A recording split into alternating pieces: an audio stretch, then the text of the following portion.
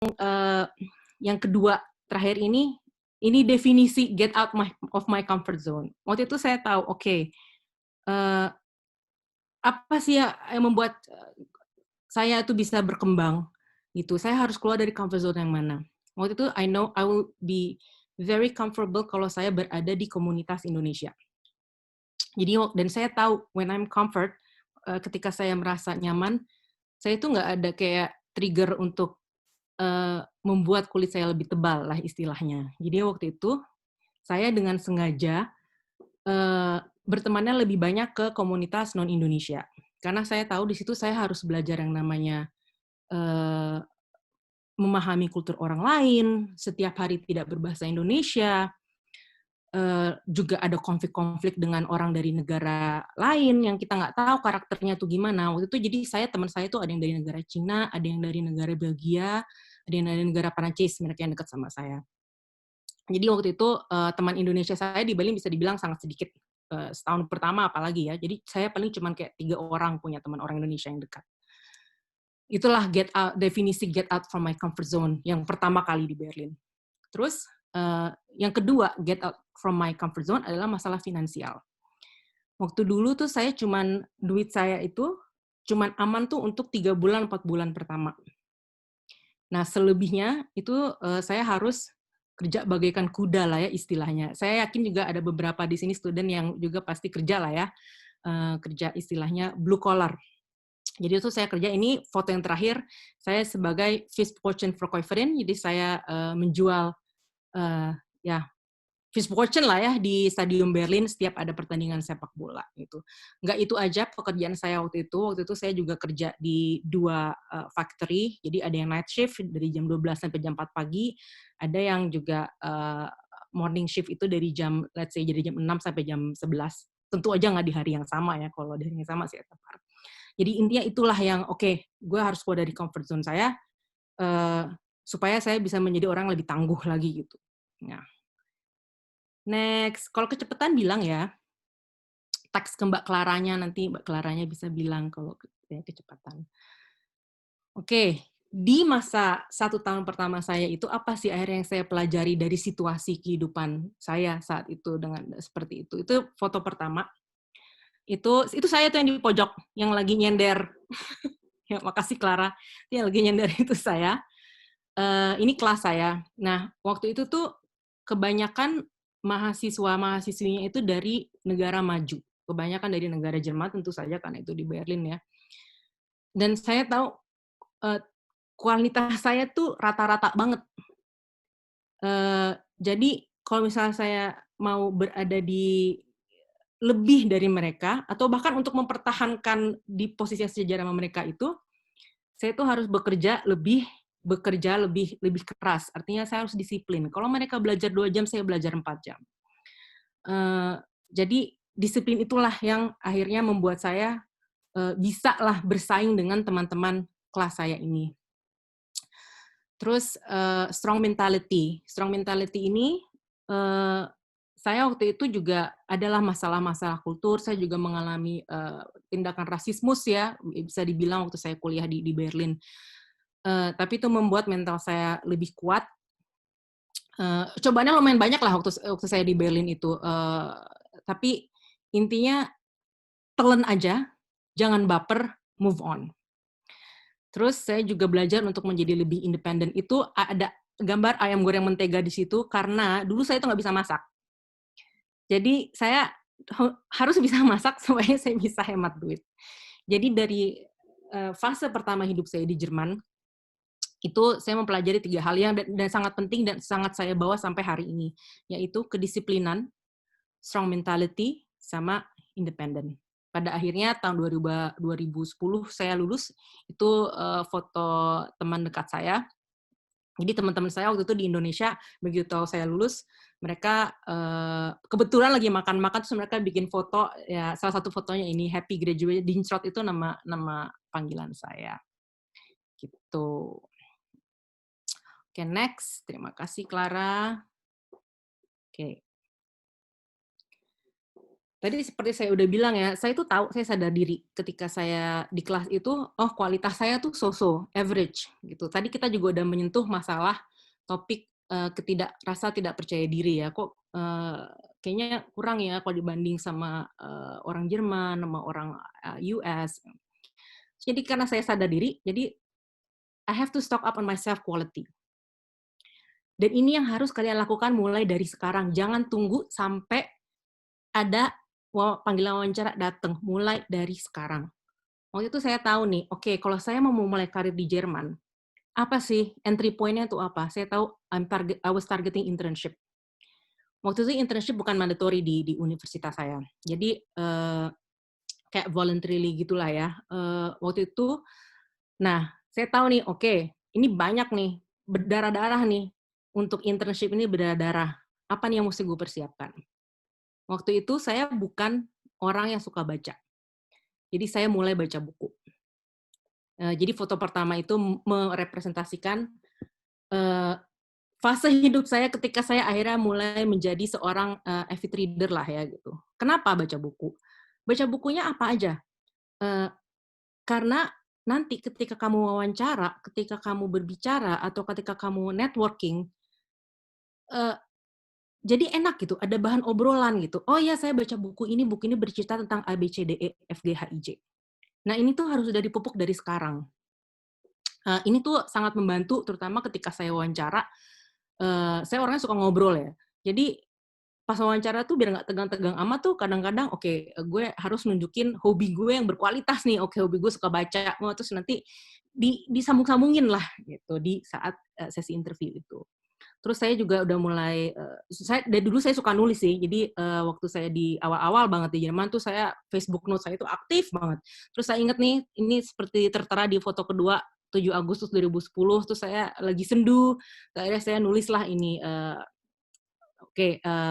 bagaimana saya waktu itu di Berlin, ya pokoknya intinya hobi menulis yang pada akhirnya meningkatkan lah ya self quality gue gitu. Nah ini foto ketiga, ini sebenarnya ketika saya sudah berhasil masuk internship di Roche bersama kedua teman terdekat saya waktu itu yang juga intern di Roche. Tapi untuk lebih detail tentang internship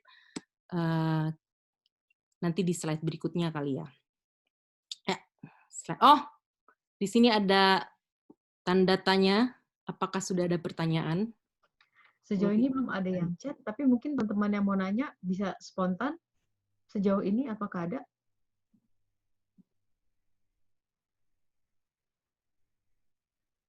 No? No? Oke. Oke, lanjut Mbak. Ya.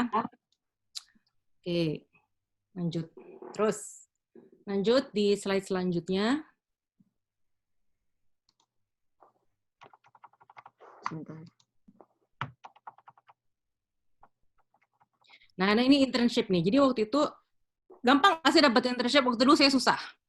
Susah pada akhirnya, tapi saya dapat beberapa panggilan. Waktu itu tuh dapat 3 yang di final. Satu itu saya dapat di Intel di Munich. Mereka nawarin saya 1 tahun internship, nggak dibolehin sama universitas saya. Saya kesel minta ampun. Terus saya juga dapat kalau misalnya ada baterai Varna, kayak sering lihat lah pas ini si baterai ini di supermarket. Itu juga saya ditawarin, cuma pada akhirnya juga nggak ada kejelasan. Akhirnya ketika saya udah sebenarnya udah agak lelah sih waktu itu. Itu tuh aplikasi internship tuh banyak banget, apalagi kan bahasa Jerman saya nggak lancar ya, jadi agak susah gitu untuk mendapatkan kesempatan internship. Dapatlah akhirnya di Roche. Roche itu perusahaan farmasi. Mungkin kalau orang Indonesia banyak bilangnya Roche kali ya, perusahaan farmasi. Nah, waktu itu saya tahun 2010, 6 bulan internship di Roche ini. And I proudly say that I was the only foreigner in that huge team. Jadi tim saya itu terdiri mungkin sekitar 20 sampai 30 orang. Dan ini lokasinya di Penzberg dekat Munich. Dan itu I was the only foreigner. And my German sucks. Jadi saya juga agak takjub sih waktu itu keterima di program internship Roche ini. Waktu itu internship-nya itu tentang masalah tesis ya, jadi bukan internship yang daily work, Tapi saya datang ke kantor itu untuk nulis tesis saya. Jadi topiknya ditentukan dari Roche sendiri.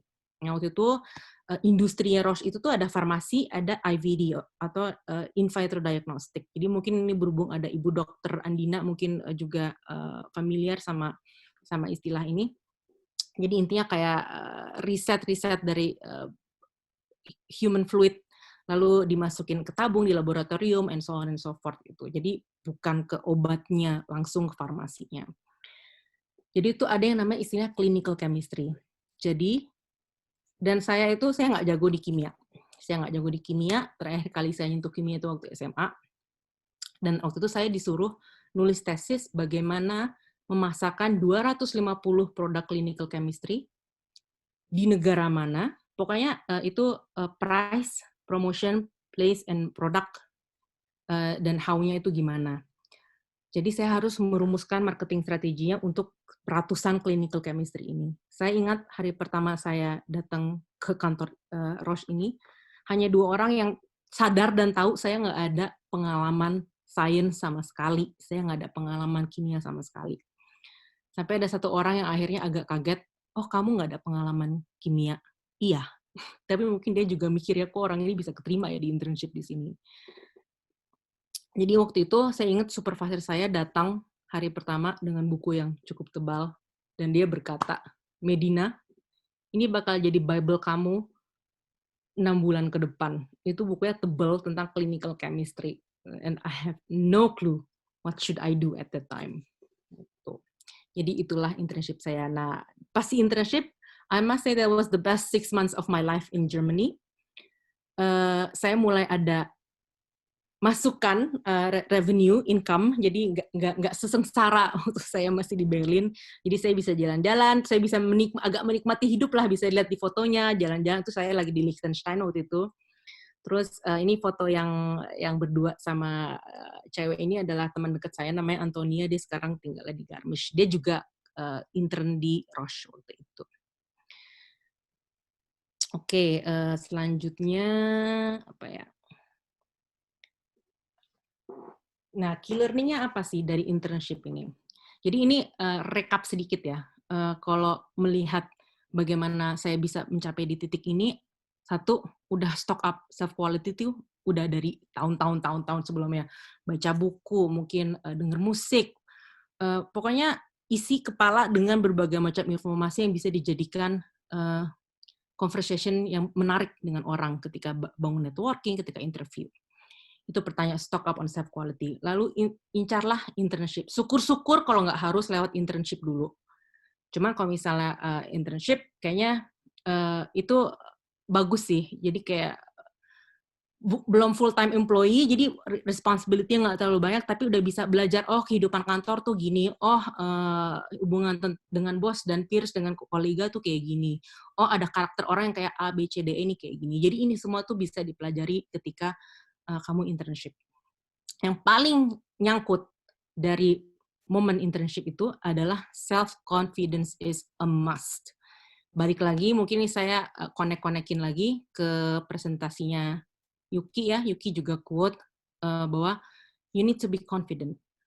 Being smart doesn't have anything to do with skin color, gender, and religion. Jadi kayaknya Yuki tadi juga ada contoh, oh gue dari Indonesia, gue nggak bisa bersaing nih sama orang Jerman gitu. Kayaknya ya udah deh, gue jadi bawahan aja gitu. Saya sendiri, saya nggak suka bercandaan yang oh saya hanya remah-remah di. Kadang orang suka bercanda kayak gitu ya.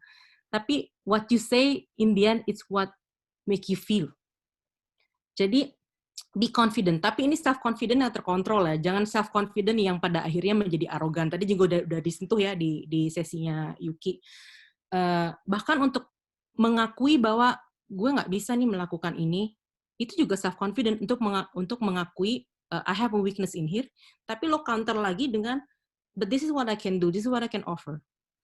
Jadi dan juga kalau saya amati ya di dunia perkaderan Jerman, kadang tuh kita kalah di self confidence. Orang Indonesia itu ya, amazingly, kita itu rajin, tahan banting, tapi kita tuh kurang menjual diri kita. Jadi kita cuman kayak ke kantor, kerja, beres, kelar, dapat pujian dari bos, udah. Nanti kalau misalnya ada orang muji, seringnya, enggak kok, ini ya, ini. No, brag about yourself if you're good. Kalau kualitas lo bagus, lo smart, dan it's fine to brag about yourself. Ini achievement gue ABCD. Tapi again, ada thin line between self-confidence and arrogant, and this is something that you have to control. But be confident, karena seringnya tuh kita kalah di self-confidence di dunia perkariran di Jerman. Terutama kalau misalnya udah mau naik ke atas-atas ya, kalau udah mau naik ke level-level atas. Dan again, being smart doesn't have anything to do with skin color, gender, or religion. Balik lagi ke cerita saya sebelumnya, saya juga tahu waktu itu di kelas itu saya tuh average banget gitu.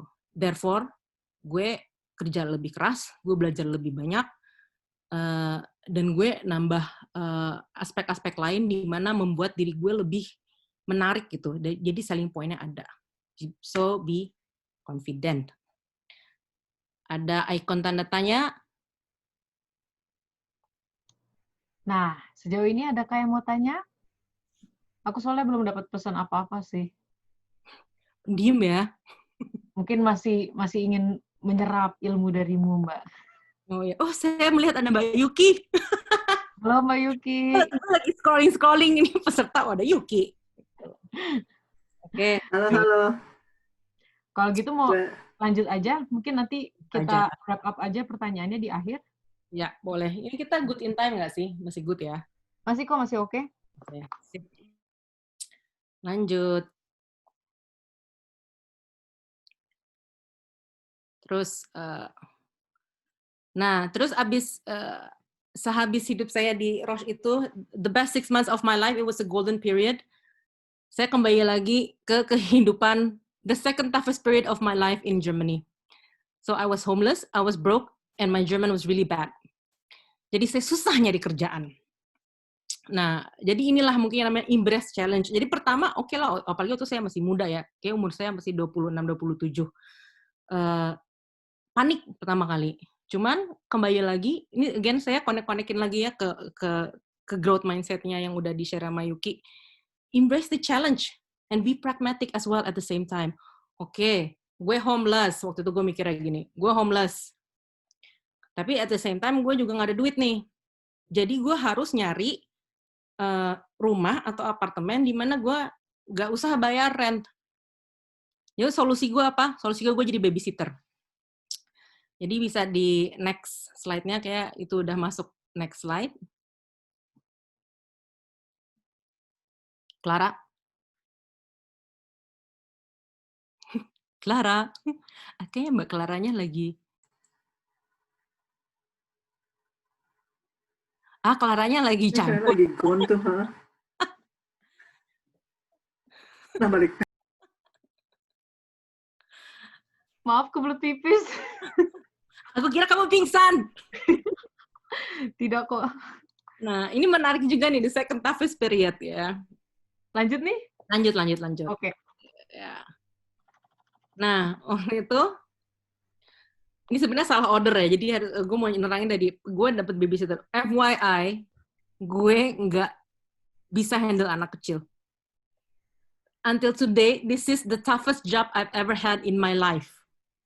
Gue harus membabysit anak Jerman, 6 tahun. Dia tinggal sama ibunya, dokter single mother. Waktu itu gue diperbolehkan untuk tinggal di apartemen mereka, boleh makan makanan mereka, menggunakan fasilitas rumah mereka, tapi gue nggak dibayar. And it was enough. Karena gue cuma butuh rumah supaya gue untuk bisa tidur. Again, embrace the challenge. Oke, gue nggak suka anak kecil, tapi gue butuh duit. Then I have to adapt. Adaptasi. Jadi gue belajar untuk beradaptasi cepat, dan manusia itu sebenarnya didesain sedemikian rupa, kita tuh gampang kok beradaptasi. Lihat aja sekarang lagi corona. Gampang kan beradaptasi, pakai masker, kumpul nggak banyak-banyak, terus mungkin kalau yang udah kerja jadi work from home, udah gampang beradaptasi. Gitu. Jadi intinya what I learned from this second toughest period of my life in Germany, adaptasi. Dan ini tuh sangat kamu butuhkan nanti ketika kamu kerja. Terus yang kedua, saya malah balik ke yang pertama, wrong job. Waktu itu setelah sebelum saya jadi babysitter, saya sempat bekerja di consulting firm di Munich selama 3 atau 4 bulan, saya lupa. it was a small consulting firm. Waktu itu saya direkrut karena si pemilik ini tahu, oh nih anak ini butuh kerjaan gitu. Tapi nggak usah lama-lama deh, setelah seminggu 2 minggu sebenarnya saya udah tahu ini job ini satu bukan buat saya, karena apa yang saya lakukan di consulting firm itu, you don't need a master degree.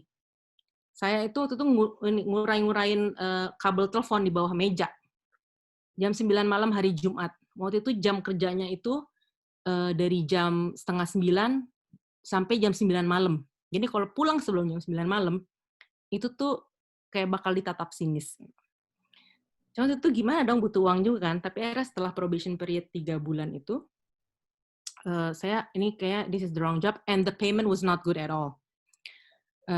Dan waktu saya akhirnya karena nggak bisa nemu apartemen di Munich, susah kan? Mungkin buat ada yang dari Munich nih, susah kan dapat apartemen di Munich. Saya tuh tinggal di kota kecil, 40 menit lah, 30 menit dari Munich.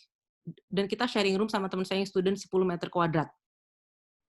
Kita sharing room selama 3 bulan. Lalu saya akhirnya mengatakan sama bos saya, kayaknya saya mau, I'm sorry to say, but I need to resign. Waktu itu probation period sebenarnya. Tapi satu hal yang saya mau pesan di sini, apapun alasan kamu meninggalkan pekerjaan kamu, do not burn the bridge with your employer. Who knows, in the near future, in the next future, lo bakal terkoneksi lagi, atau mungkin lo malah mau apply lagi, mungkin company-nya udah jadi besar, lo mau kerja di company itu lagi, so do not burn the bridge. Jadi waktu itu, cara saya resign, saya bilang, I have another priority at home, jadi saya sepertinya harus pulang. Waktu saya bilangnya gitu. Nanti kalau misalnya saya ternyata balik lagi ke Jerman, dan saya available, saya masih mencari pekerjaan, I will let you know. Gitu. Jadi itu ya, do not burn the bridge, pesan utamanya. Terus poin ketiga adalah waktu itu saya bilang I was broke. Saya belajar apa dari sini? Finance management. Jadi itu pengeluaran saya itu benar-benar saya limitasi per hari. Saya lupa ya, satu hari saya cuma boleh keluar duit berapa. Tapi waktu itu saya ingat ada momen-momen di mana saya beli borek. Kalau ada yang tahu borek ya, di kebab-kebab gitu. Borek itu saya bagi 3, satu buat makan pagi, makan siang, sama makan malam gitu. Dan kayak dalam sebulan tuh nggak boleh ngeluarin lebih dari berapa gitu ya. Kayak cuma ada 100 euro, 200 euro paling mentok lah. Jadi I learn financial management. And FYI, walaupun saya anak ekonomi, tapi di mata pelajaran keuangan standar lah nilai saya. Itu juga udah dengan berdarah-darah lulusnya. Nah, saya tahu nih, itu kan momen-momen saya nyari kerja ya. Dan waktu itu saya menargetkan dalam sehari, itu saya minimal, mungkin nggak minimal sih, antara 5 sampai 10 aplikasi. Minimal 5 lah berarti. Tapi, dan ini harus disiplin. Disiplin dalam arti kata, walaupun kamu mengirimkan 10 aplikasi, kualitasnya harus bagus. Jadi jangan asal kirim gitu. Jadi harus benar-benar yang kamu agak mengerti, kamu ada minat lah setidaknya untuk kerja di role itu, dan harus disiplin. Dan jangan patah semangat, karena kalau kamu mengirimkan banyak aplikasi dalam satu hari, in my case, 10 applications, artinya apa? Setiap hari kamu bakal menerima penolakan. Telan aja, jangan patah semangat. Dari 100 aplikasi, pasti ada 1 atau 2 yang nyangkut. Dan ini datang dari orang yang bahasa Jermannya ancur-ancuran, which is me. Saya yakin peserta-peserta di sini bahasa Jermannya kayak lebih jago dari saya ya. Mungkin program kalian di universitas juga bahasa Jerman, jadi daya jual kalian tuh lebih tinggi dibanding saya waktu dahulu kala, gitu, 10 tahun yang lalu. Jadi disiplin application. And then next.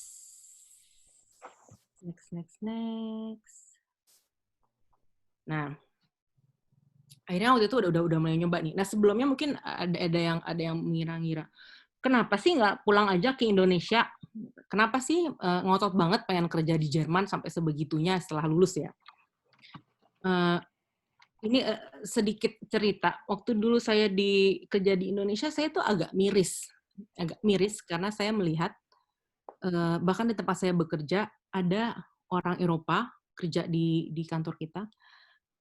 Sebenarnya posisinya intern aja waktu itu, bukan intern lah. Tapi mereka diperlakukan like king in my own country. Dan juga saya juga ngelihat kenapa sih selalu posisinya orang-orang Indonesia itu menjadi bawahan dan orang-orang asing itu menjadi atasan gitu. In my own country. Jadi ada sisi itunya juga sebenarnya, sisi motivasinya. Dan itu saya mikir gitu, gue pengen coba buktiin nih bahwa saya cewek. Saya dari Southeast Asia. Karena di sini tuh ketika orang bilang Asia, kadang-kadang orang tuh mikirnya Cina, Korea, sama Jepang. Itulah orang-orang Asia. Jadi saya cewek, saya Southeast Asia. Saya tuh cuma pengen buktiin, saya juga bisa kok dapat kerja di Jerman. Gitu. Saya juga bisa kok one day become a boss gitu. Di negara orang lain gitu. Jadi sebenarnya ada motivasi emosionalnya juga waktu itu. Terus terang. Kenapa akhirnya saya ngotot, saya mau nyoba dapat kerjaan di Jerman. Nah, waktu itu udah agak putus asa sebenarnya sampai di titik-titik terakhir akhirnya dapat dua penerimaan. Satu dari Adidas, yang kedua dari Deutsche Bank. Ini terjadi tahun 2011. Waktu itu udah desperate banget, semua udah mulai lihat-lihat tiket pulang ke Indonesia kan duit udah habis juga kan. Nah, waktu itu saya punya interview dan ini kalau saya melihat interview itu like a coffee chat using my intelligence. Jadi tadi juga ada yang nanya mungkin di sesinya Mbak Yuki gimana sih supaya nggak terlalu tegang ya gitu. Kalau saya di kepala saya ketika saya melakukan coffee chat gitu, interview, it feels like a coffee chat gitu. Tapi dengan using intelligence, artinya nggak ngalor ngidul ngegosip gitu. Jadi kayak kalau coffee chat itu kan biasanya kamu curious sama orang yang kamu ajak ngobrol. Di interview juga kayak gitu. You have to be curious about the job itself, about the company, and sometimes even about the interviewer. Kamu bisa nanya juga kalau di sini pendapatnya, kesan dan pesannya apa ya challenge kerja di company ini atau the positive side gitu. Jadi kayak coffee chat lah. Dan disinilah ketika I'm going back again the statement ketika gue bilang I stock up on myself quality by reading books, listening to music. Dan disinilah pembicaraan kecil itu bisa agak-agak kamu nanti biasanya the end of the interview nih pas udah mulai agak nggak fokus lagi ke role-nya, mulailah bisa oh ya buku ini saya baca gitu-gitu. Jadi itu kayak agak menjual diri sendiri di sedikit lah gitu. Jadi itulah di mata saya interview for me is like coffee chat using my intelligence. Nah, waktu itu ada dua pilihan, Adidas sama Deutsche Bank. Yang datang pertama kali itu sebenarnya Deutsche Bank. Datang keputusannya. Tapi saya tahu saya itu bad di finance. Saya juga sebenarnya takjub. Kenapa saya dapat kerjaan itu? Mungkin karena interview saya sangat sukses, saya menggunakan selling myself. Sampai akhirnya saya dapat pekerjaan di bidang yang saya sebenarnya nggak jago-jago banget. Nah, waktu itu Deutsche Bank udah ngasih kontrak, tapi saya harus mulai right away. Sedangkan Adidas waktu itu masih belum ngasih keputusan. Masih jual mahal waktu itu Adidas. Adidas tahu waktu itu saya udah keterima di Deutsche Bank. Waktu itu Adidas bilangnya, tunggu 3 hari nanti kamu ada final interview. Saya ini dong galau karena kalau misalnya saya ngambil Deutsche Bank nih tanda tangan kontrak ya udah bye-bye Adidas. Sedangkan hati saya itu saya pengen Adidas. Sedangkan waktu itu Deutsche Bank offer me a permanent role. Adidas cuma 1 tahun temporary role. Of course, 9 dari 10 orang yang gue tanya jawabannya sama semua, Medina. This is no brainer. Of course Deutsche Bank, 1 permanen, kedua Deutsche Bank, ketiga di Berlin pula. Adidas apaan? Adidas. Ya dibandingin sama Deutsche Bank namanya kan gak segede Deutsche Bank. Setidaknya waktu itu ya pas gue nanya-nanya temen gue gitu. Mungkin gengsinya gitu. Terus di Herzogenaurach pula, di mana tuh kota gitu. Terus yang paling krusial, kontrak lu tuh cuma setahun, Neng. Bukan permanen. Lu bisa di kick out abis setahun gitu. Wah, udah galau, tapi sometimes you have to take the risk. Follow your gut, do what you like, always follow your heart. Dan saya sampai hari ini saya menuliskan kalimat itu, saya tempel di tembok saya. You have to like what you do. Gitu. Jadi waktu itu akhirnya saya hanya 2 orang waktu itu dari puluhan orang yang saya tanya yang bilang, Medina, kalau gue jadi lo, gue nggak bakal mengerjakan sesuatu yang gue tahu gue nggak suka. Akhirnya satu malam sebelum gue mulai kerja di Deutsche Bank, akhirnya gue decide my mind, oke, gue nggak bakal sign ini kontrak. Besoknya gue datang ke Deutsche Bank, pakai baju rapih, selayaknya orang bank. Waktu itu saya keterima di departemen yang ngurusin kayak saham-saham obligasi gitulah, lupa juga sih. Nah, itu akhirnya saya cuma bilang, I cannot sign the contract, I'm sorry, due to personal reasons. Again, do not burn the bridge, ya. Terus, akhirnya saya ngambil resiko waktu itu. Ngambil resiko, saya lanjutin proses saya dengan Adidas. Teman-teman saya nggak ada yang tahu saya nolak Deutsche Bank. Di kepala mereka, saya udah mulai kerja di Deutsche Bank. Selama 4 hari, saya ngumpet di rumah teman saya. Nggak ada komunikasi sama sekali, karena saya takut kok lu bego sih? Gitu loh. Dan waktu Adidas masih lama tuh. Akhirnya long story short, saya dapat ke Adidas. Jadi di sini yang saya pelajari, sometimes in life you have to take the risk. Then again, I always say this so many times, confident, confident, confident. This is how you sell yourself. Tapi please don't be arrogant. There is a thin line between self-confidence and also arrogance. Sebelum masuk ke dunia Adidas, ada pertanyaan sampai sini?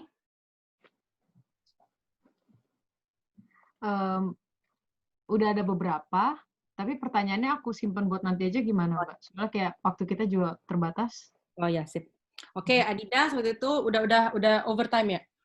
Jadi Adidas masuk tahun 2011 di Global HQ, di tim location planning strategy di bidang retail. Intinya tim saya itu cuma bertiga. 1 orang Spanyol, 1 orang Jerman, dan saya. Jadi kita kayak mensupport Adidas seluruh dunia untuk fokus otak mana sih yang harus kita invest. Udah gitu lebih detail lagi, ke jalan mana sih, ke mall mana sih kita harus buka toko, and so on and so forth. Kenapa milih bidang itu? Karena waktu itu tertarik aja ya, dan emang kan ada unsur bisnisnya juga, dan this is something new for me at the time. Jadi oke, ini menarik nih, jadi saya suka Adidas as a sport company gitu. Hati saya lebih ke Adidas as a sport company dibandingkan waktu itu Deutsche Bank as a bank.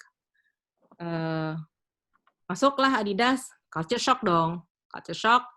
Inilah, kembali lagi nih saya akan selalu connect sama presentasi Yuki di sesi sebelumnya ya. Culture shock, dapat 1 kolega, dan kita tuh cuma bertiga, 1 bos dan 1 kolega. Kolega saya ini udah nggak suka saya, dan dia sangat direct. Dia bahkan bilang dari awal, gue nggak habis pikir kenapa lo bisa direkrut. Kenapa dia bisa ngomong gitu? Karena gue pertama kali datang ke kerjaan itu, gue tuh lupa segala Excel formula. Cuma lupa sebenarnya, karena gue udah nggak pakai Excel formula tuh kayak 1 tahun waktu itu. Terus dia kayak langsung, pokoknya kayak menganggap, ini orang nggak qualified. Culture shock dong dengan dari communication, si orang ini. Kesalahan saya waktu itu adalah, I did not confront him professionally, directly ya. Jadi saya nunggu sampai 1,5 apa 2 tahun, baru saya konfront dia secara profesional. Jadi saya bilang, saya nggak bisa nih kerja kayak gini dengan situasi seperti ini. You look down on me and so on. Tapi sampaikanlah dengan profesional ya. Jadi jangan pakai emosi, jangan kayak lagi berantem sama pacar. Jadi ini tetap kolega lo gitu. Cuman kalau misalnya dia menganut direct communication, lo juga harus menganut direct communication. Otherwise, lo akan terus ditindas.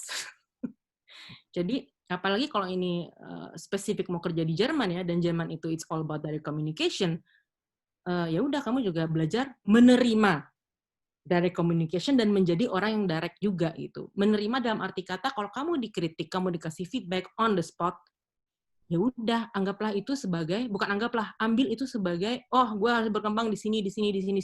Tapi jangan baper istilahnya. Terus waktu itu karir saya sebenarnya agak mandek di beberapa tahun pertama di Adidas. Saya mendapatkan bos yang baik hati sekali, tapi dia itu bukan people manager. Artinya dia itu tidak fokus ke development tim member ini sendiri. Jadi ada perbedaan antara menjadi seorang bos atau manager dan menjadi seorang leader. Kalau kamu seorang leader, kamu akan prioritaskan atau juga fokus ke bagaimana mendevelop timnya itu sendiri dan individual di tim itu sendiri. Waktu itu saya terlena karena bos saya sangat baik hati. Saya terlena, saya tahu nggak ada development plan bos saya, cuma saya kerja di situ lama lah. Jadi, next slide. Oke, next slide. Jadi ini adalah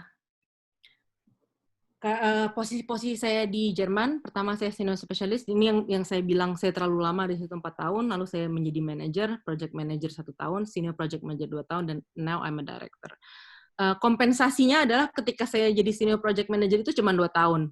Kayak kalau ngeliat orang-orang tuh bisa sampai 5 tahun. Itu di posisi senior manager. Jadi kompensasi saya kelamaan di senior specialist itu sebenarnya selama 4 tahun. Pertanyaannya dirapel di itu aja ya. Nah, middle manager. Jadi ketika saya menjadi middle manager, key learning-nya tuh apa aja sih? Gitu. Ketika kamu rata-rata tuh orang begitu memasuki dunia karir akan memulai dari entry point as a middle manager. Jadi middle manager ini kalau di karir saya tuh when I was a project manager sama manager. Build network, a coffee chat, and of course when you build network, lo tuh juga harus confidence ya in building the networks. Jangan cuman kerja makan siang. You have to build networks, especially if you want your career to go up. You have to build network. Dan link dari network ini adalah communication. Semakin banyak kamu networking sama orang, communication skill-nya juga akan meningkat. Kamu akan terbiasa tuh sama yang namanya ngobrol, terus menjadi orang yang curious. Jadi intinya build network, dan itu akan didasarkan oleh perkembangan communication skill kamu. Terus agility, flexibility kurang lebih sama. Nah ini juga kembali lagi apa yang Yuki bilang di sesinya dia. Terutama di middle manager ini, skill-nya itu tuh harus, this is the time for you to learn a lot of skills.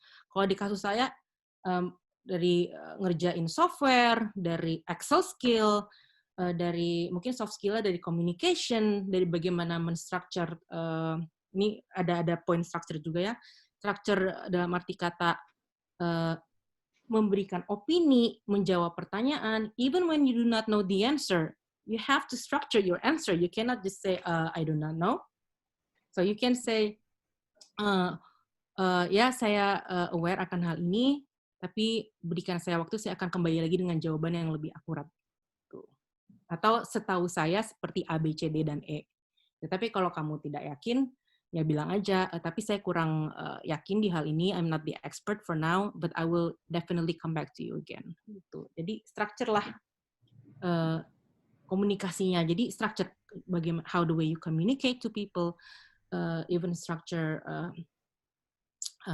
your time. Ada time management di situ.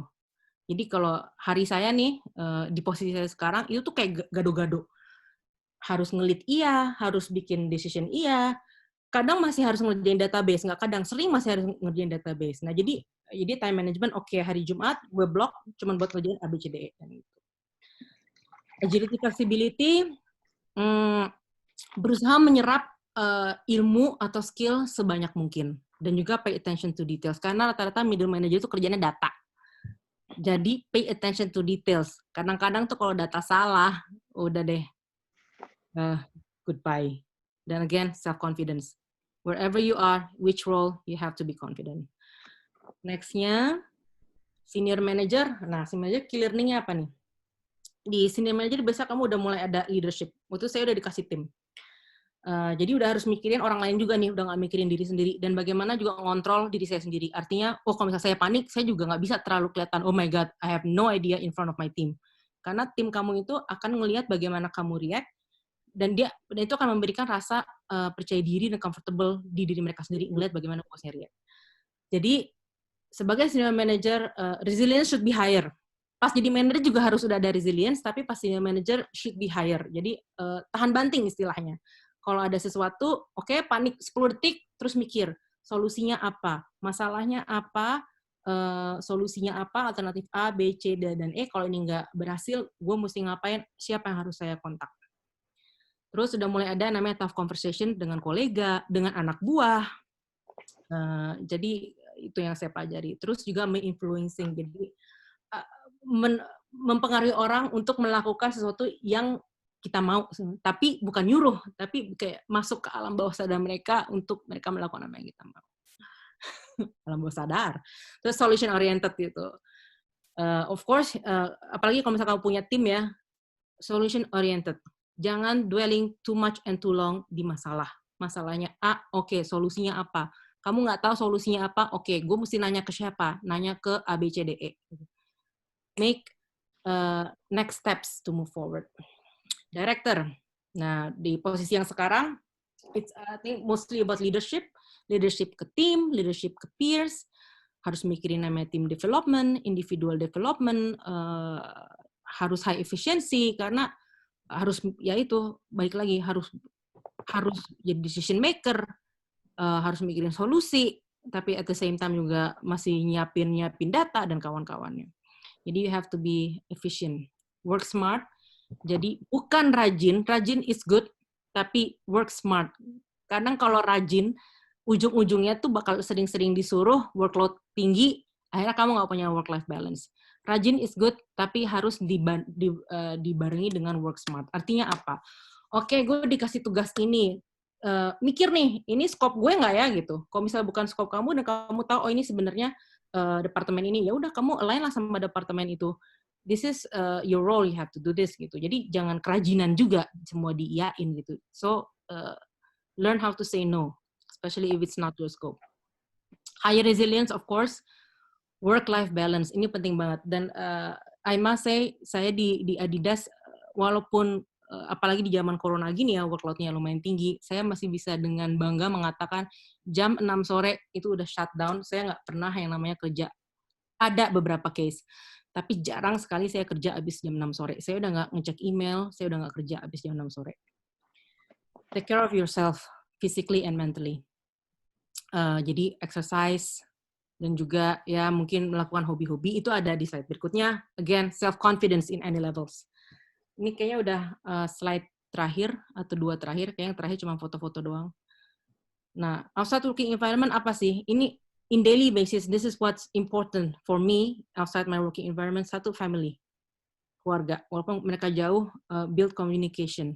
Dan kamu tahu mereka tuh support system utama kamu walaupun mereka jauh. Friends, quality over quantity.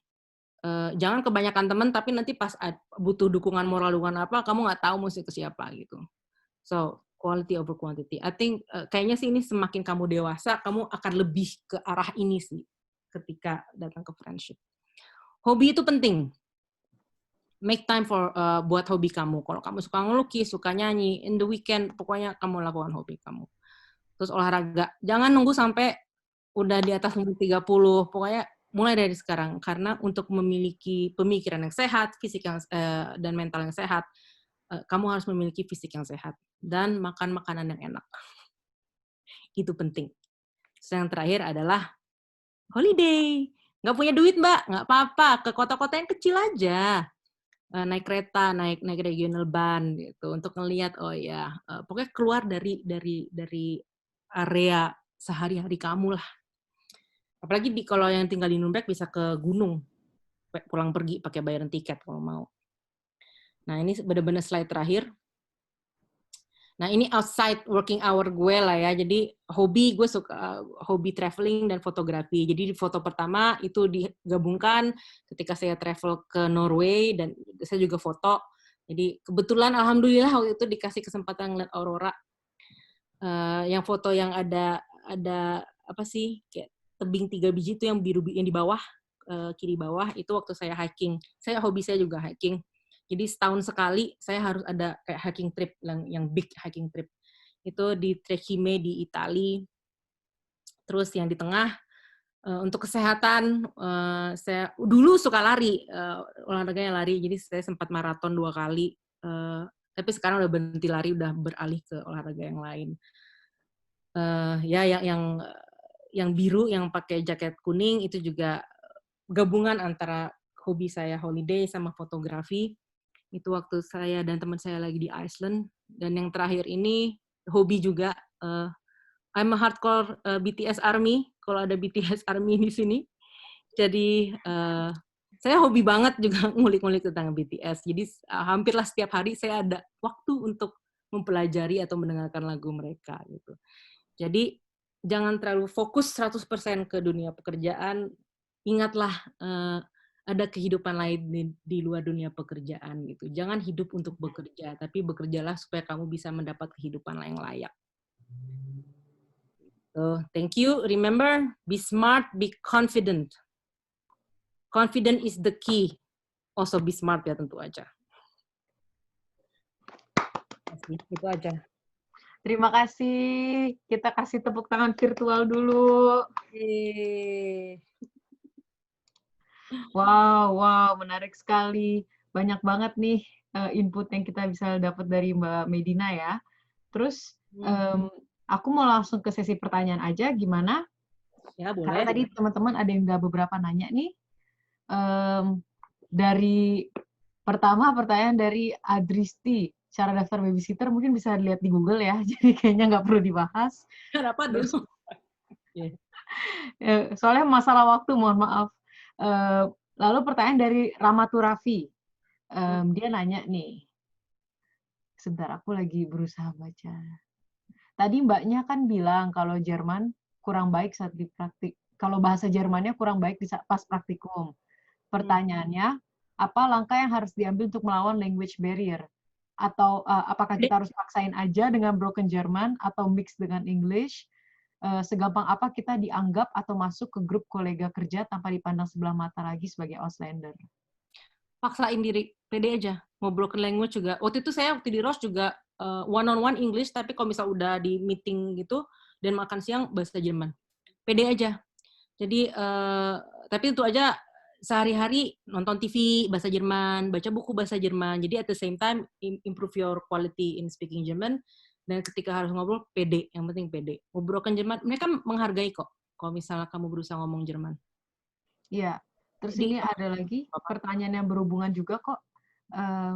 Kak, apakah Kak Medina sehari-hari fokus bahasa Jerman atau bahasa Inggris, dan kira-kira sebaiknya kita menulis CV dan motivation letter pakai bahasa Inggris kah atau bahasa Jerman? Kalau saya sekarang sih udah bahasa Inggris, totally bahasa Inggris. Bahasa Jerman tuh kalau cuman ke supermarket. Karena lingkungan saya juga di kerjaan, language di Adidas itu Inggris. Motivation letter, saya selalu bahasa Inggris dahulu kala. Jadi saya selalu mencari posisi yang emang bahasa Inggris. Susah, emang. Ada kalanya saya maksa bahasa Jerman, motivation letter tetap bahasa Inggris, tapi mungkin bagusnya bahasa Jerman ya. Pernah juga dipanggil wawancara 2-3 kali, dites tuh presentasi pakai bahasa Jerman. Nggak dapet sih, mungkin karena bahasa Jerman saya benar-benar jauh dari level profesional ya. Tapi jangan menyerah, ada kok. Kalau misalnya mau fokus ke posisi bahasa Inggris, ada kok posisi-posisi yang bahasa Inggris. Benar. Aku juga pernah dapat posisi bahasa Inggris. Iya, banyak kok. Banyak. Nah, terus ada lagi pertanyaan, tips jadi marketers yang kompeten di Jerman, di company di Jerman. Terus kira-kira ada buku yang bisa disaranin nggak untuk kita? Dan share bagaimana atmosfer kerja di dunia marketing di Jerman. Kira-kira gimana ya, Mbak? Kalau buku sih marketing yang saya suka, tapi ini buku dulu banget sih, namanya Blue Ocean Strategy.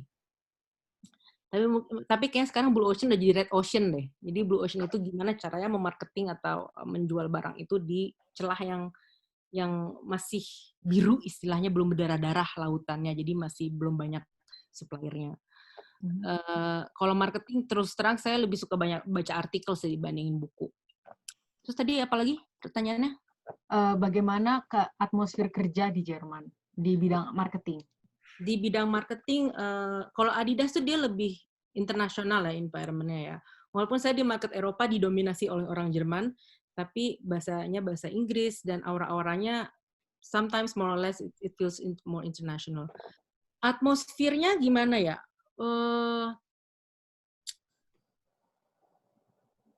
Mungkin aku interpretasi pertanyaannya kayaknya apakah daya saingnya tinggi, atau mungkin Mbak Yunita bisa langsung ngomong aja gimana maksud pertanyaannya biar lebih jelas.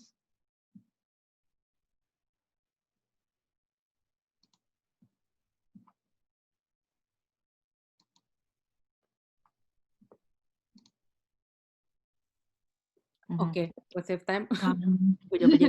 Bagaimana? jadi mungkin lebih ke gimana sih partner kerjanya di sana. Tapi mungkin aku udah ngerti sih maksud Mbak Medina. Soalnya kan Mbak bilang lebih kayak internasional gitu kalau di Adidas. Kayak gitu. Cuma kalau misalnya mau spesifik ke orang Jerman ya, misalnya kamu masuk perusahaan iya. orang Jerman, mungkin mereka itu sangat direct. Jadi jangan baper kalau mereka direct. Mereka kompetitif, dan mereka juga nggak ragu-ragu ngejual diri mereka. Kadang malah ada beberapa orang yang sebenarnya kualitinya nggak bagus-bagus amat, tapi mereka pede untuk menjual diri mereka. Itulah kenapa saya selalu balik lagi ke poin you have to be confident. Karena kita tuh sering kalahnya di sini, menjual diri dan jual diri in a good way ya. Dan to be confident. Jadi yes, kompetitif, dan orang rata-rata confidence, dan mereka sangat direct. Jadi jangan baper kalau mereka direct. Oke. Mbak Yunita masih ada lagi pertanyaannya atau udah oke? Udah oke. Oke, sip. Sekarang lanjut lagi ke Mbak Suci. Dia bilang, saya Suci dari Nunberg, saya graphic designer, sudah berapa kali melamar di Adidas tapi ditolak. Sama, saya juga. Saya rasa karena CV dan motivation letter yang kurang menjual. Boleh dikasih kesempatan untuk memberikan CV untuk di-review? Mungkin ini bisa nanti kita setelah sesi ini ya, karena kita ntar akan join grup tengah lagi. Di situ ntar Mbak Suci bisa langsung kontak Mbak Medina kalau mau ngobrol pribadi jadi bisa. Gimana? Oke? Ya oke. Oke, yaudah. Ini marketing designer ya? Graphic designer. Mbak Suci mungkin kalau mau ngomong silakan, boleh kok.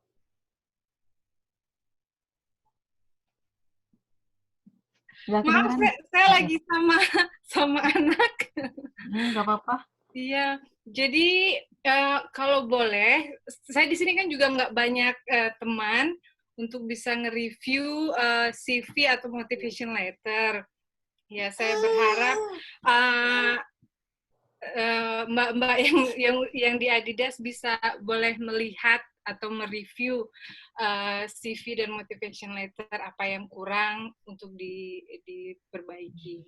Ya. Kalau saran saya sih, karena saya kan bukan ada graphic designer ya, Iya. kasih ke saya, coba Google, pasti adalah contoh CV untuk graphic designer. Baik lagi, sorry nih Ki, gue banyak pakai poin-poin dari sesi lo. Jadi CV dan motivational letter itu kan harus di-customize ke industri apa sih, dan role apa yang mau ditarget gitu. Jadi kalau graphic designer ada portfolionya harus dibuat seperti apa, dan poin-poin apa yang harus dijual di CV-nya gitu. Jadi feel free to give untuk share CV-nya. Di satu sisi juga gunakanlah si internet yang sangat luas ini untuk mencari template atau contoh kali ya. Iya. Oke, ntar kalau misalnya mau untuk kirim-kiriman email atau gimana, nanti aku bisa sama Mbak Suci, kita chat-chatan personal aja ya. Oke, terima kasih. Ya. Terus aku lanjut lagi nih dari Mbak Cynthia pertanyaan. Bagaimana cara kita menghadapi tough conversation dengan kolega dan atasan kita? Pertama, jangan emosi. Kadang kita lebih sering fokus ke intonasi orang ketika mereka berbicara sama kita. Line manager saya, terus terang dia orangnya sangat tough. Dia sangat direct, sangat tough, dan ketika dia memberikan feedback, dia juga kadang tidak peduli situasi dan kondisi kita sedang ada di mana. Cuman saya udah kayaknya dia the toughest job, not the toughest job, the toughest boss I've ever had in my life. Tapi dia rasional. Jadi ketika dia menegur saya tahu, oh emang harus ada yang ditegur gitu. Bukan karena dia emosional. Jadi intinya, fokus ke kontennya. Kritik dia tuh apa sih? Jangan terlalu fokus ke intonasinya.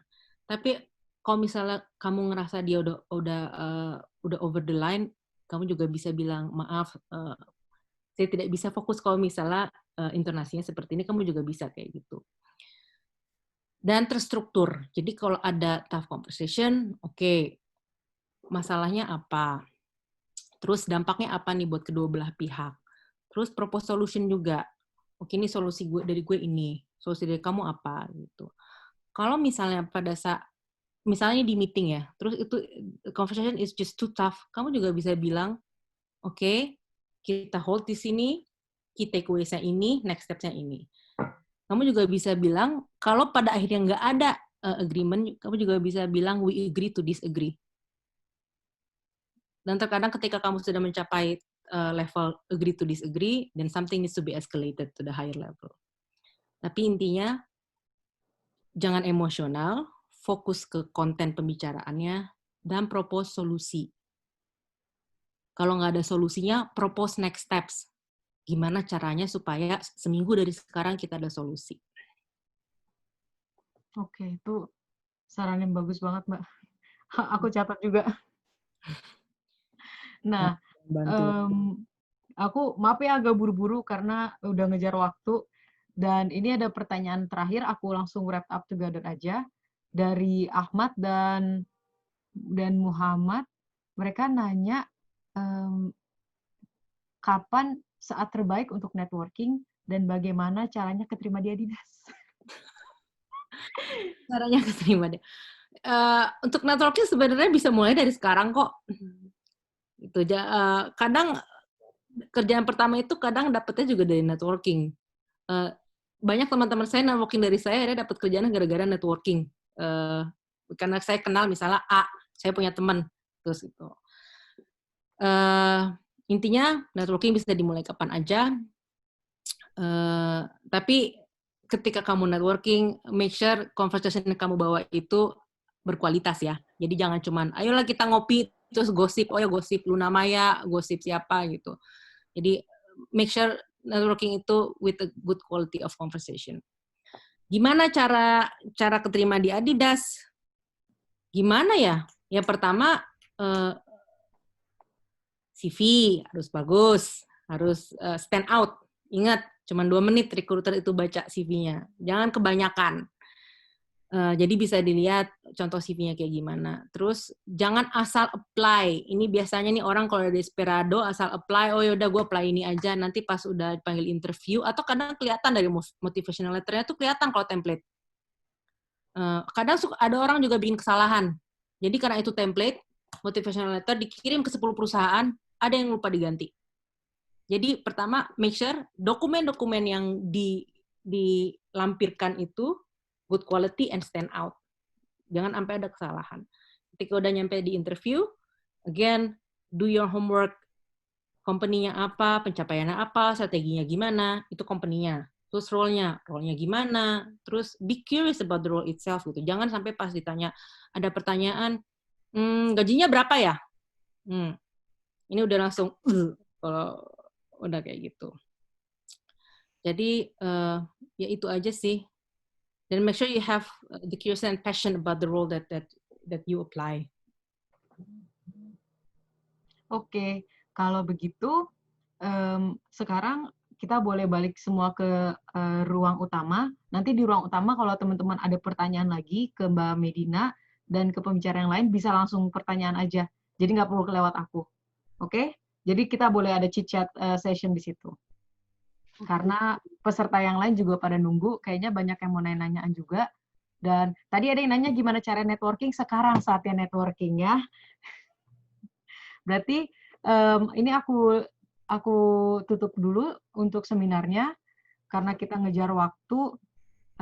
Dan sejauh ini teman-teman ada yang mau nanya lagi kah spesifik untuk materi ini?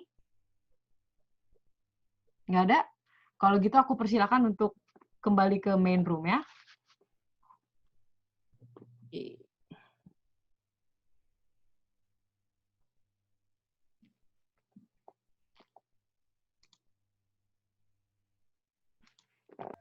Kita akan tampung Mas idenya untuk bikin acara ini kayak rutin juga ya. Jadi student-student di Jerman asal Indonesia tetap bisa termotivasi dan ada role model ke depan.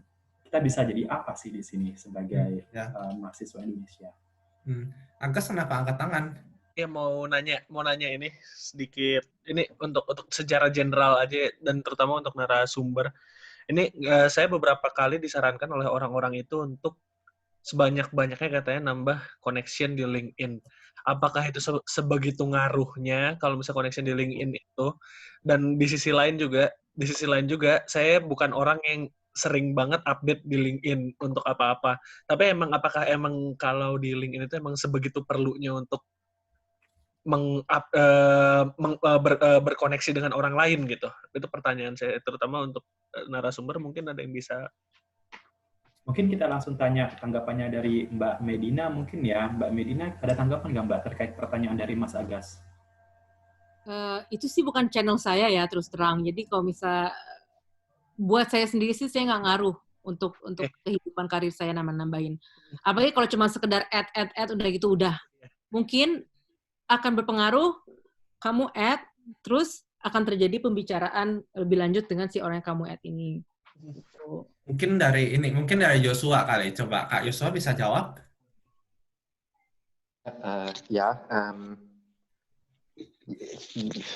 Jujur sih saya juga main LinkedIn dan lumayan update sih kayaknya. Koneksi saya sih jujur nggak banyak-banyak amat. Cuma sih saya dapat berapa ya? Mungkin 3, 4, 5 job offer dari LinkedIn sih. Jadi emang ada recruiter yang add saya terus message saya gitu. Minat nggak? Kita ada job open job gitu, minat atau enggak? Itu sih emang pernah kejadian. Tapi apakah itu depends dari connection-nya seberapa banyak? Nggak tahu juga deh. Atau emang ketemu aja gitu recruiter-nya. Saya juga nggak tahu sih. Gitu. Yang untuk kasusnya Mas Joshua sendiri yang saya pengen tanya, itu pernah update sesuatu nggak di LinkedIn, kayak ngupdate portofolio, kayak cerita saya pernah ngapa-ngapain gitu project-nya? Banyak yang orang-orang yang baru fresh graduate terus nge-share pendapatnya soal isu tertentu gitu, terus gara-gara itu mereka dikontak oleh recruiter. Nah, untuk Mas Joshua sendiri apakah itu atau emang mereka nyari aja? Nggak tahu juga ya. Saya sih jujur nggak pernah update gimana juga. Paling ya update milestone kalau misalnya pindah kerja atau lulus kuliah atau dapat role baru atau apa gitu.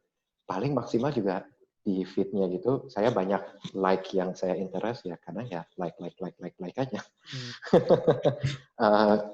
Nggak tahu juga sih rekruter ya itu ketemunya dari mana. Entah emang kerjanya nggak tahu juga sih jujur.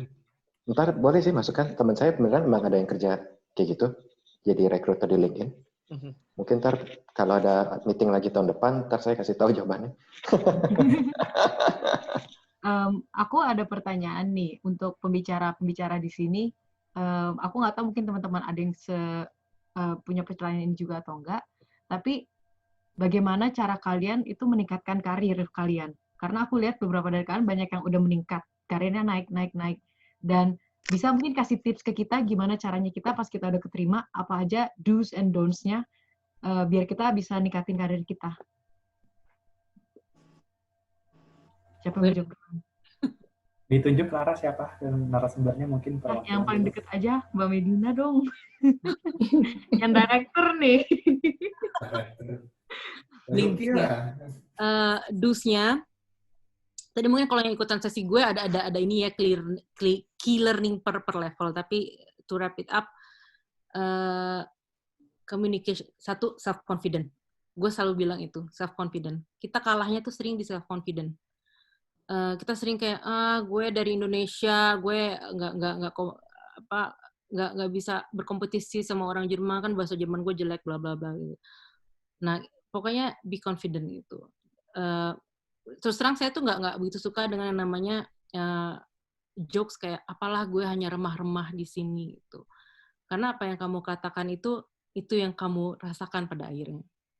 Satu, confidence. Yang kedua, communication skill. Communication skill itu bisa kamu latih dengan cara networking juga. Jadi kayak kill two birds with one stone. Tapi hati-hati dengan networking. Networking itu bukan hanya sekedar ngopi yuk, terus nggosip Angela Merkel lah, nggosip Luna Maya lah gitu. Jadi ketika kamu networking, make sure kamu tuh mau ngomongin apa gitu. Apa yang mau kamu tanyain dari orang ini. Terutama kalau misalnya yang kamu ajak networking atau coffee chat itu levelnya udah tinggi ya. Karena buat orang-orang yang levelnya tinggi ini, time itu sangat precious gitu, dan sangat limited. Make sure you do not waste their time.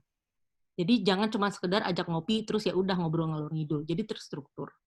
Jadi intinya communication, networking, be confident, apalagi ya. Dan sub dari be confident itu like selling yourself gitu. Selling yourself itu kadang nggak apa-apa kok brag about yourself ya, jangan bilang gue tuh keren banget ya, gila, enggak. Tapi gimana ya, jadi ada pembicaraan di mana lu tuh agak ngejual, oh iya gue tuh gue tuh sebenarnya suka lari, terus gue tuh pernah dua kali maraton, ternyata yang gue pelajari itu ya maraton itu ABCDE gitu, adalah bawa strong will and so on and so forth gitu. Jadi ada inilah ngejual diri, tapi subtle, ngejual dirinya tuh nggak bragging too much gitu. Oke. Kira-kira dari teman-teman setelah dari tadi mengikuti seminar, adakah yang mau bertanya? Bisa tanya langsung ke pembicaranya. Mau tanya dong? Ada pertanyaan Ya, boleh. buat narasumber. Seberapa penting Vertiefung beziehungsweise mata kuliah yang diambil selama kuliah? Karena kalau bachelor masih awal-awal kan, wah Pflichtmodulnya banyak, terus udah gitu juga Wahlpflichtmodulnya juga ada banyak banget. Kasus saya sendiri, master saya itu, saya kuliah master, dan mata kuliahnya itu Vertiefungnya hampir nggak ada ya. Ya saya usaha sih, maksudnya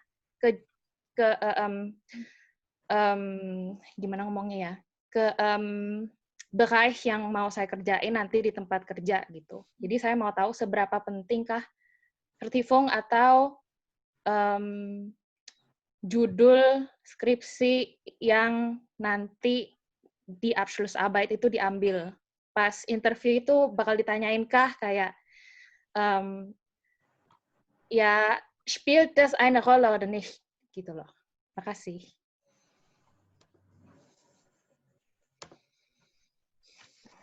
Ayo, siapa pembicara yang mau jawab? Atau Mbak Teresa mau dengar jawaban siapa nih? Yang mana aja boleh. Aduh, jangan yang mana aja boleh dong. Kan udah dibilang detail oriented nih. Atau mau ke Mas Yosua lagi?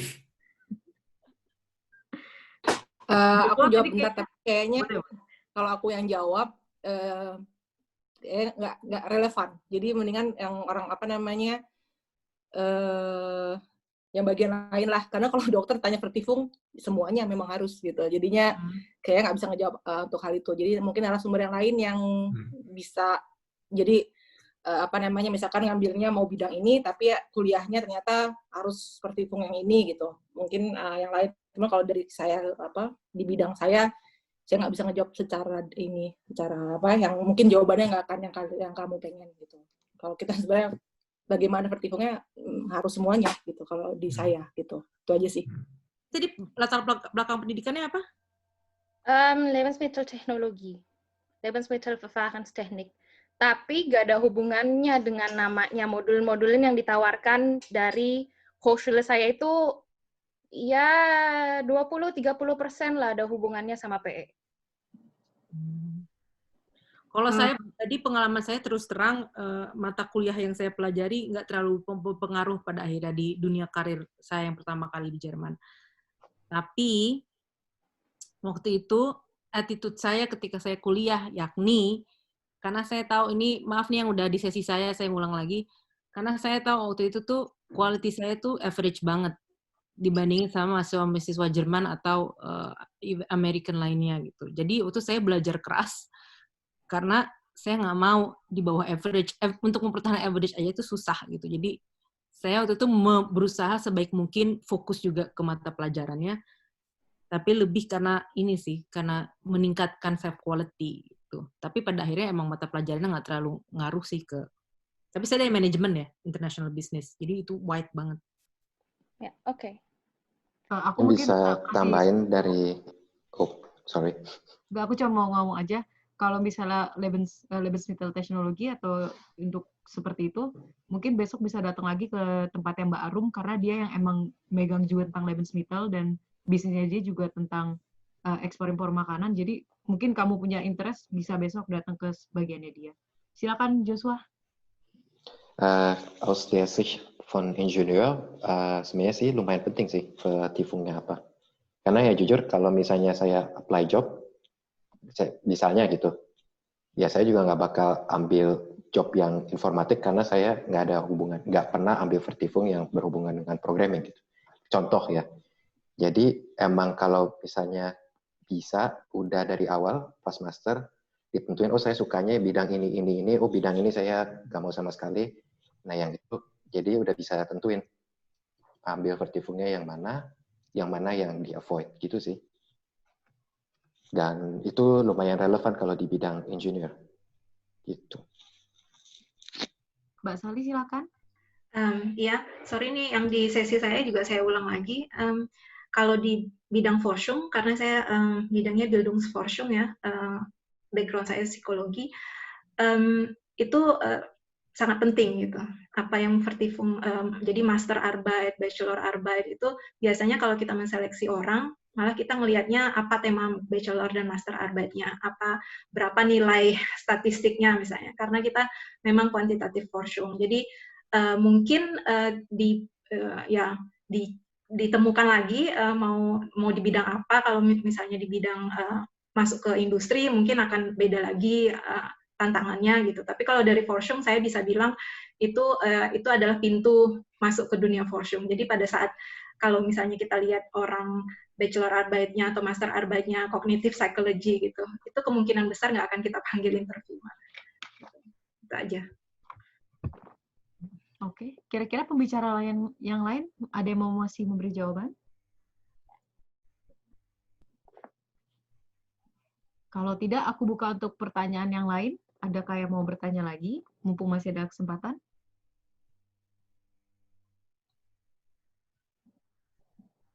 Atau tadi Joshua mau nanya nggak sih sebelumnya? Ya mau nanya dong, buat narasumber yang lain sebenarnya penasaran aja sih. Apakah kalian pernah ngerasain burnout di sini? Terus gimana caranya buat maintain work-life balance? Itu aja sih paling.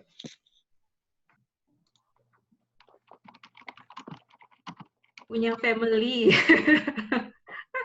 punya anak tuh nggak burnout, ngurusin popo ya kan. Kayaknya kalau burnout kayaknya ya wajar sih. Aku nggak tahu apakah ada orang yang sempurna yang nggak pernah burnout. Tapi itu kayaknya sesuatu yang wajar, makanya ada urlop kan, dan ada koneksi pribadi gitu, private, punya Freunde gitu-gitu. Itu sih menurutku yang harus kita punyai. Selain juga mungkin interest gitu kan, ngapain ke teater atau segala macam. Itu sih paling kalau aku. Okay. Thank you. Kalau saya sih pernah ya burnout, atau mungkin hampir burnout. Kayaknya ini common ya, terutama lagi masa corona gini, biasanya ini ada korporat gini, biasanya sangat riskan untuk burnout. Yang penting tuh satu, support system. Kalau buat yang nggak ada keluarga di sini, make sure you have friends, close friends. Kalau close friends saya ada nih di sini nih, si Dokter Pandora tuh, dadah-dadah dia. Nah, make sure you have close friends, and kalau saya sih udah mencapai masa di mana friendship itu quality over quantity. Mendingan kamu punya teman cuma 2 atau 3, tapi mereka bisa support kamu, daripada kamu punya 10 tapi nggak ada yang bisa support kamu. Terus yang kedua, open sama bos. Kalau udah ngerasa nggak sanggup lagi, saya sangat open ya sama bos saya. Setiap saya udah bilang nggak sanggup, saya selalu bilang, ini it's too much. Dan kalau bos kamu itu leader yang bagus, dia akan bilang, it's time for you to take a break. Nah, dan masuklah hobi. Hobi itu penting, saudara-saudara. Dan cobalah mengalokasikan waktu untuk hobi setiap weekend. Jadi untuk mendistract pikiran kamu. Ingat, kita, walaupun ini susah ya untuk diaplikasikan, saya juga susah kok mengaplikasikan ini. Kita hidup bukan buat kerja, kita kerja supaya kita punya hidup yang enak dan berkualitas. Oke. Ada pertanyaan terakhir. Ada pertanyaan lagi dari Mas Geri Raka Ervan. Dipersilakan. Halo semua. Mungkin pertanyaan ini lebih spesifik ke engineer ya. Karena yang saya kan emang saya masih bachelor, dan yang saya mau emang kerja di sini dulu, habis itu balik ke Indonesia. Tapi saya lihat-lihat lagi dari sisi teknologi kan Indonesia nggak setinggi itu gitu ya. Apalagi tadi Mas Joshua tentang nuklir kan. Nah saya mau tahu aja nih, ada nggak tips untuk mungkin pemilihan vertifung atau gimana caranya kalau misalkan kita interest di suatu hal yang di Indonesia ini masih benar-benar niche gitu. Bahkan mungkin nggak ada gitu. Mungkin segitu aja tuh. Terima kasih. Ya oke. Ya jujur ya saya juga ini relevan sih karena saya juga jujur ngalamin gitu. Karena kerjaan saya proyek engineer bidang nuklir nggak ada, ya saya nggak bakal bisa dapat job yang sama gitu. Cuma ya sebenarnya tergantung juga sih ya. Kalau saya pribadi sih, saya nggak harus selamanya stay di bisnis nuklir. Saya juga open dan saya juga geared buat belajar something yang baru gitu. Tapi kalau misalnya Mas Gary emang maunya bidang itu dan emang cuma adanya di Jerman, satu-satunya cara biar bisa bawa ke Indo ya Mas Gary yang jadi pelopornya bawa ke Indo, yang membawa bendera dan Mas Gary yang jadi leadernya. Gitu sih. Kalau nggak ya paling ya stay di sini. Atau coba di bidang yang lain. Paling gitu aja sih dari saya. Agak sedih ya, soalnya kalau misalkan kita interest di suatu hal dan di Indonesia, ya ada batasan lah ya, bisa kita bilang. Ya gimana cara kita maju. Tapi ya, terima kasih atas jawabannya. Ya, semoga bisa bantu jawabannya. Kalau misalnya belum ada di Indonesia, ya bisa jadi pelopor, benar kata Joshua.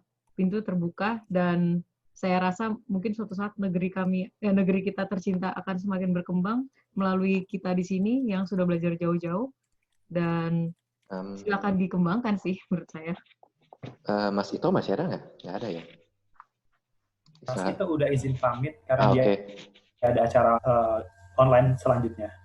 Sebenarnya sih ya, kamu bisa ambil contoh Mas Ito sebagai inspirasi. Itu orang hebat karena dia juga pelopor yang nano gitu, nano science atau ya nanomaterial gitu di Indonesia sih, salah satu yang scientist yang lumayan ternama, dan dia yang juga ya jadi salah satu pelopor di Indo dan dia juga luar biasa hebatnya di Jerman.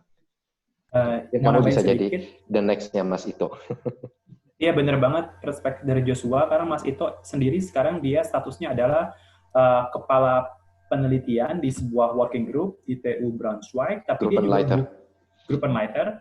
Dia juga buka startup di bidang nano device sensory di Yogyakarta di UGM. Jadi dia punya usaha di Indonesia, tapi dia kerjaan tetapnya di Jerman. Itu bisa banget dikerjain kayak dual position. Oke. Kira-kira dari teman-teman di sini memanfaatkan sisa-sisa menit terakhir, adakah yang mau bertanya lagi? Sebelum hilang kesempatannya nih.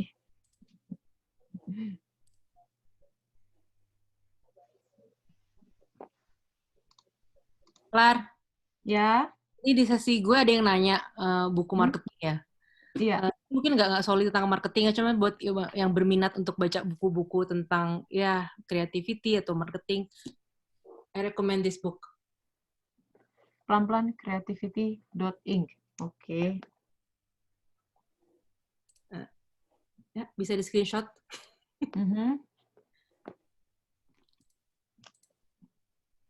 Ya, baiklah kalau gitu. Kira-kira sebelum aku tutup acara ini, adakah yang mau ngasih kesan-pesan atau saran dan kritik mungkin bagi kita? Kami terima dengan tangan terbuka. Adakah yang mau kasih saran?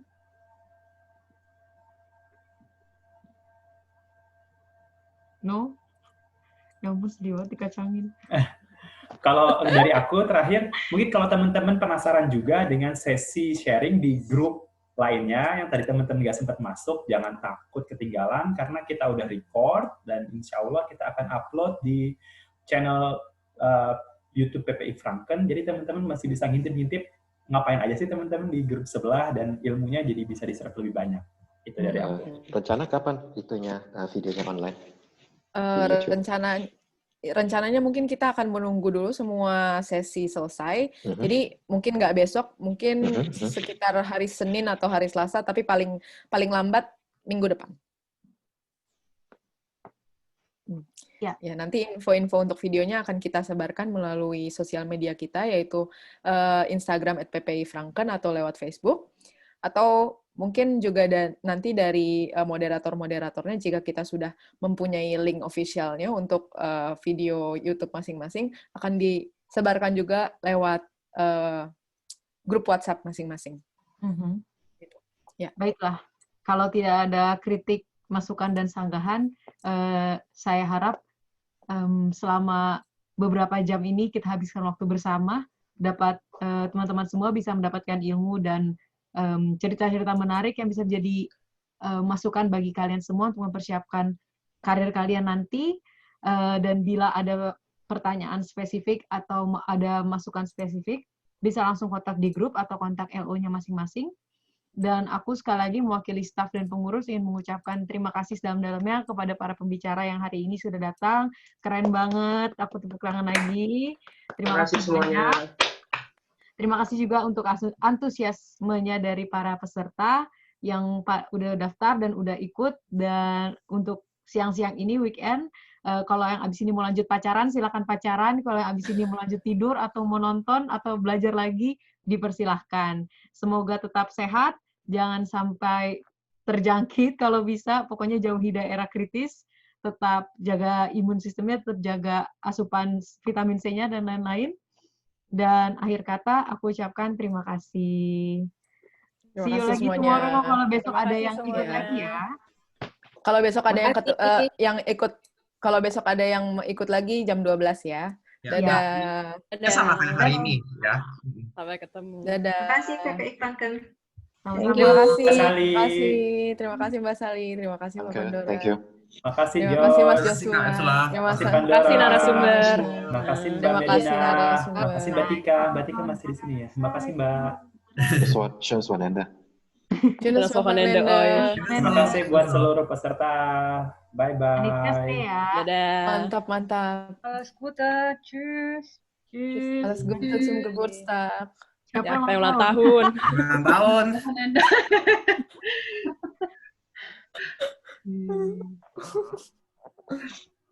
Kak Bento tadi mana? Padahal tadi hilang. Lah ikutan hilang. Coba chat lagi. Bentar, di chat dulu bentar. Dadah. Oh, hari pertama lagi.